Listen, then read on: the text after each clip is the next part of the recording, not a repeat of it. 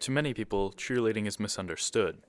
Cheerleading is not what it used to be. The pom-poms and high jumps are still there, but today's cheerleaders look more like professional gymnasts performing high-risk routines and special stunts. In actuality, cheerleading is hard. It takes blood, sweat, and tears.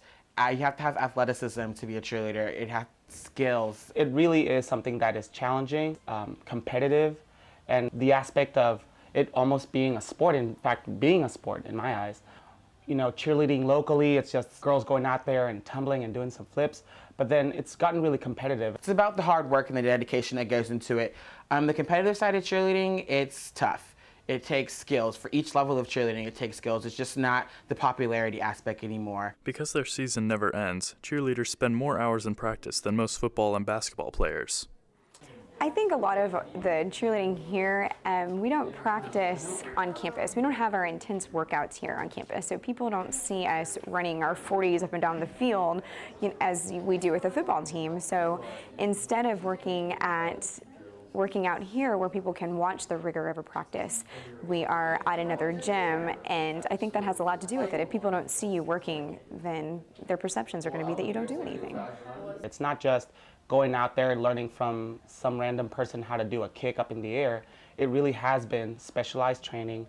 It really has been a lot of work, a lot of hours, sometimes as long as maybe 20 to 30 hours a week put into cheerleading. It's not just a high school pep squad kind of a thing. It's a very dedicated sport where you spend a lot of time in practice and working very hard and working for a competitive goal in which you actually go to a competition and compete against other well-trained schools. It's really exhausting. It's a 2.5-minute routine where your body is nonstop and you're just pushing your limits throughout the whole routine. Physically, some of the best athletes I've ever known have been cheerleaders. You have to be able to tumble, you have to have the endurance to do that, you have to have the strength to hold somebody up, you have to be able to be a flyer. So, there's a lot of toughness that goes along in that. With high-risk stunts and tricks, risks of injuries are included. There has been an increase in injuries, maybe the severity of injuries that has happened over the last couple of years with pyramids getting higher and people flying through the air a lot more. I think the severity of injuries have gotten worse.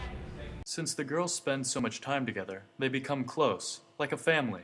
The people that are on your team basically become your families, and in the long run become your closest friends. We just bond. We're all best friends. We love cheer.